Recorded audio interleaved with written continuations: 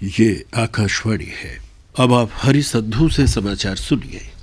भारत और पाकिस्तान ने नियंत्रण रेखा पर तनाव कम करने पर अपनी सहमति व्यक्त की है। पाकिस्तान ने नियंत्रण रेखा से जुड़ी चिंताओं के निवारण और 9 साल पुराने संघर्ष विराम को बहाल करने के बारे में भारत से बातचीत की पेशकश की है। दोनों देशों के सैन्य कमांडरों ने नियंत्रण रेखा पर तनाव कम करने पर सहमति व्यक्त की।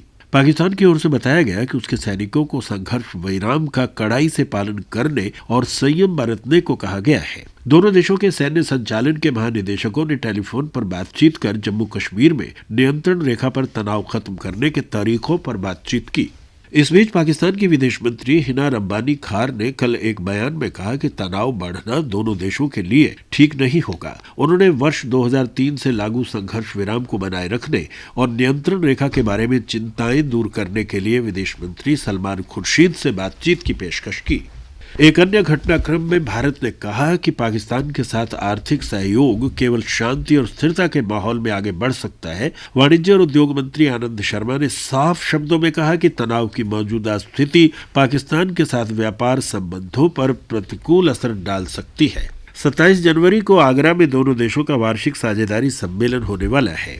रक्षा राज्य मंत्री जितेंद्र सिंह आज शहीद लांस नायक सुधाकर सिंह के परिवारजनों से मिलने मध्य प्रदेश में सीधी जिले में उनके गांव दधिया जाएंगे। इस महीने की 8 तारीख को नियंत्रण रेखा पर पाकिस्तानी सैनिकों ने सुधाकर सिंह की हत्या कर दी थी। यूपीए सरकार के महत्वाकांक्षी खाद्य सुरक्षा विधेयक पर संसदीय स्थायी समिति की रिपोर्ट आज लोकसभा अध्यक्ष को सौंपी जा सकती है। सरकार ने दिसंबर 2011 में लोकसभा में ये विधेयक पेश किया था। इसका उद्देश्य देश की लगभग 2/3 आबादी को सस्ता अनाज उपलब्ध कराने का कानूनी अधिकार देना है। इसके तहत गरीबी रेखा से नीचे के परिवारों को 3 रुपए प्रति किलोग्राम की दर से चावल और 2 रुपए प्रति किलोग्राम की दर से गेहूं दिया जाएगा। विधानसभा अध्यक्षों का आज से पटना में होने वाला सम्मेलन स्थगित हो गया है। लोकसभा सचिवालय के एक बयान में कहा गया है कि लोकसभा अध्यक्ष श्रीमती मीरा कुमार ने आज से शुरू होने वाले 4 दिन के इस सम्मेलन को स्थगित कर दिया है। इलाहाबाद उच्च न्यायालय ने उत्तर प्रदेश में फर्जी डिग्री के आधार पर नौकरी पाने वाले प्राथमिक स्कूलों के 800 से अधिक शिक्षकों के खिलाफ 3 सप्ताह के भीतर प्राथमिकी दर्ज कराने का आदेश दिया है। अदालत ने उन शिक्षकों को अब तक दिए गए वेतन और अन्य भुगतान की भी वसूली का आदेश दिया। न्यायालय ने एक रिट याचिका पर सुनवाई के दौरान अपने आदेश में कहा कि जांच में हुई प्रगति की ताज़ा जानकारी और मौजूदा तथा न्यायालय के पहले के आदेशों के अनुपालन संबंधी रिपोर्ट 18 फरवरी को पेश की जाए। दिल्ली में गणतंत्र दिवस परेड की रिहर्सल आज से राजपथ पर होगी। परेड का पूर्वाभ्यास शुक्रवार, रविवार और सोमवार को भी होगा। विजय चौक से इंडिया गेट तक सुबह 9 बजे से दिन में 12 बजे तक रिहर्सल होगी। दिल्ली यातायात पुलिस ने इस दौरान लोगों को रफी मार्ग, जनपथ और मानसिंह रोड पर यात्रा से बचने की सलाह दी है।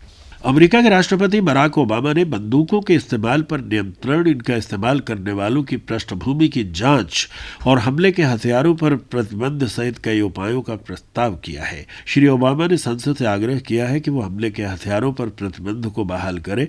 राष्ट्रपति के प्रस्तावों में 10 से ज्यादा गोलियों वाली मैगजीन पर प्रतिबंध लगाने और हथियार हासिल करने के इच्छुक लोगों के बारे में कड़ी जांच करने जैसे प्रस्ताव शामिल हैं। सुप्रीम कोर्ट के आदेश के बावजूद रिश्वत मामले के दोषी पाकिस्तान के प्रधानमंत्री राजा परवेज अशरफ को जल्द गिरफ्तार किए जाने की संभावना नहीं है। सुप्रीम कोर्ट ने उनकी गिरफ्तारी के लिए कोई तारीख तय नहीं की है। सुप्रीम कोर्ट के इस आदेश से धार्मिक नेता ताहिर उल कादरी के सरकार विरोधी प्रदर्शन को बढ़ावा मिला है, जो अपने हजारों समर्थकों के साथ संसद के पास धरना दे रहे हैं। इसके साथ ही ये समाचार बुलेटिन समाप्त हुआ।